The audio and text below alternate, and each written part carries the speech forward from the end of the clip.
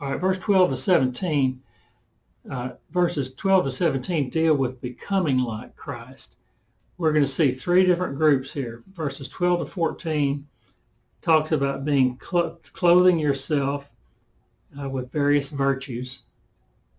I want to remind you again, I said this in my prayer, virtue is not trying to become good, because you'll never make it, for one thing. But virtue, the virtue Paul is talking about here, is to become like Christ, to take on his virtues. That's what he's talking about.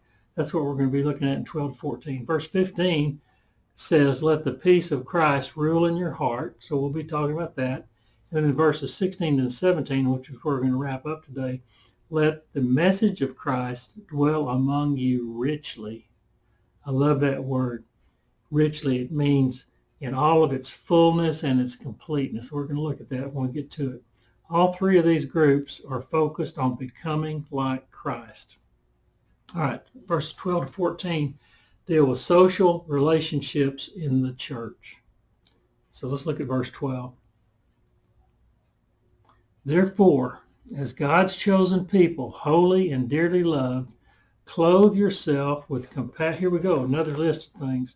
Clothe yourself with compassion, kindness, humility, gentleness, and patience.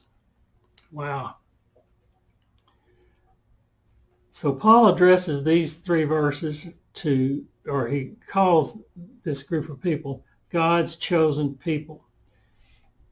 These are corporately, not the Jews. We've always heard the Jews referred to as God's chosen people. We're not talking about the Jews here. Paul's already done away with all of this business where you need to refer to Jew and Gentile and that sort of thing. These are corporately not the Jews, but corporately they are the church. His chosen people are the church. The church has always been chosen as an entity which would function as the body of Christ. God chose the church to be the body of Christ. It would be made up of individual believers chosen by God with foreknowledge of those who would accept Jesus Christ on faith alone. He didn't make them believe it. He chose them based on the ones he knew that would become Christian. Paul goes on to say they are holy and dearly loved by God. Then Paul tells them to clothe themselves. This is where it gets good. Paul tells them to clothe themselves with a set of virtues. This clothe yourself is a continuation of the metaphor we just looked at, where you put off your old self and put on the new self, just like changing clothes, which happens at conversion.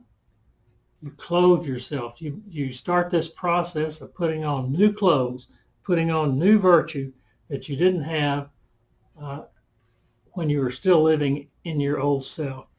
The virtues are like Christ. Humility, remember when we talk about the mind of Christ back in Philippians, humility and servanthood was what the mind of Christ encapsulated. And humility is one of the things that we've got listed here. This is the only way to exercise true Christianity, is to be humble. It's by exalting others rather than yourself. He talked about patience. It's patience. We've talked about biblical patience being patience with God, waiting on God to act. In this list, that's part of it, but it's patience with other people. You need to learn to be patient with other people. He's also got compassion, kindness, and gentleness in that list. All of these have to do with self-abnegation. Remember that? We used to have it on our board when we had a board. Self-abnegation, putting the interest of others before your own. That's what the fruit of the Spirit is all about. That's what this list is all about. We're to do this because Christ would do it. If there is a problem in the group, the problem should begin to be resolved through the believers who caused the problem. He should try to recognize and resolve the problem in his life. with humility, evaluate your own attitude for the possibility of needed change before you address the other guy. You look at yourself, he needs to look at himself, then y'all need to have this meeting of the minds and say, look here, we're Christian people, we don't need this going on. So there's a kind of evaluation and recognition should be going on all the time. Let's look at verse 13. Verse 13 says, bear with each other and forgive one another. If any of you has a grievance against someone, forgive as the Lord forgave you. Well, forgive as the Lord forgave you is a given. Forgiveness is a big thing. We're to forgive like Christ forgave us. But with that as a given, let's look at the rest of this verse. All right, verse 13 says, bear with one another. Bear, act like a bear. Doesn't mean that at all. It means exactly just the opposite of that. It means to forbear, endure. It means put up with. It's not act like a bear because you're mad at somebody. It means put up with it. Forbearing or enduring, put up with others in the church, even when they act in an unexpected manner, especially appropriate when one is offended. When you are offended by something that somebody does, forbear with one another. Sometimes it gets to a point where you say, I just can't stand this any longer. Sometimes it may come to a point where you need to talk to somebody, but there's a Christian spirit about the way you're supposed to do that. You're supposed to forbear with others. And not only that, you are to forgive one another like Christ forgave us. If you have a grievance against somebody, like if you were offended, well, this is the case we just talked about. Somebody offended you. You feel like they did wrong to you. They may be saying the same thing about you. They may be feeling like you did wrong to them. That's why you talk. That's why you communicate on a Christian spiritual level. You forgive like Christ forgave you. And how did he do that? It was free forgiveness. It was something you didn't deserve.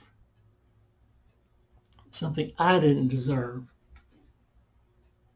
It was when grace is needed. That's when we forgive, when we need to exercise grace towards that other person. It's not the grace of God, it's the grace of Kenny. Somebody did something to me, it's within my power to exercise grace towards that person, even if I don't feel like he deserved it. God may say when I stand before him, well, you were wrong, Kenny. He did deserve it. In fact, the fact of the matter is, everybody deserves our forgiveness. It's not a matter of them being right and you being wrong, or you being right and them being wrong. Everybody deserves forgiveness. Everybody deserves forgiveness from us. We got forgiveness from God when we didn't deserve it. We need to exercise forgiveness to other people in the same way. The root word for grace is what is used to develop our word for forgiveness. It shows favor to, I can never pronounce it. It's CHARIZOMAI. It's word number 5483 in Strong's dictionary, but it means show favor to, pardon, forgive, and that sort of thing. So it's free forgiveness, forbear, endure with people, put up with them. If you can't put up with them, you tried and tried and tried, but they keep picking their nose in class, or they keep spitting on the sidewalk, and you just can't endure that, then you need to talk to them. But it's not the kind of thing where you have an option of running over them with the tractor. You're supposed to put up with it, and you're supposed to forgive. And this forbear and forgive may be two different people. You may be putting up with one guy and feeling like you need to forgive another guy. So it's a big deal. And verse 14 says this, and over all these virtues put on love. Now we're getting down to the fruit of the Spirit. Over all these virtues put on love, which binds them all together in perfect unity. I really like this verse. Above all, put on love. That love is agape love. It's agape love. Agape love. It's the same kind of love that we talk about when we talk about self-abnegation. You put the interests of others before your own. And that's what you have to do if you're going to forgive somebody. It's a lot more fun to not forgive somebody. Just to stew in your own anger. But above all, we need to put on love. This is the core value. Love is the binding against all other virtues. Paul said it in 1 Corinthians 13:1. We're going to read it. You could probably quote it, but we're going to read it. 1 Corinthians 13:1.